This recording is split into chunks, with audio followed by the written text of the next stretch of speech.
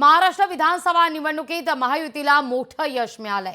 मात्र आता मंत्र्यांच्या शपथविधीनंतरही महायुतीत नाराजी कायम आहे का अशी चर्चा आता रंगू लागली आहे। कारण मंत्रिपद मिळूनही अनेक मंत्र्यांनी आपला पदभार अद्याप स्वीकारलेलाच नाहीये।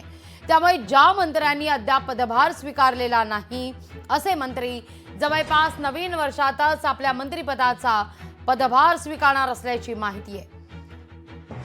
सोमवती अमावस्या असल्यानं अनेकांनी या दिवशी पदभार स्वीकारण्यास टाळलेला आहे। 31 डिसेंबरला जवळपास सर्व मंत्री हे मुंबईच्या बाहेर आहेत।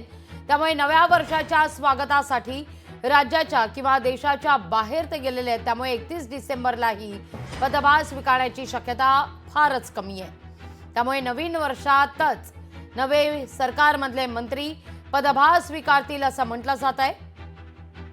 अद्याप कोणी कोणी पदभार स्वीकारलेला नाहीये, पाहूया आपण।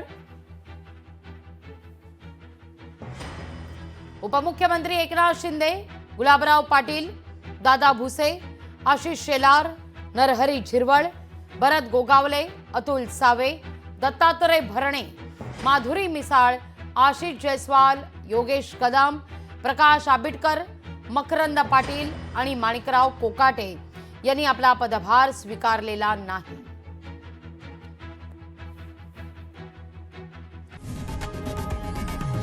लोकशाही मराठी ऐका, पहा, जागरूक रहा।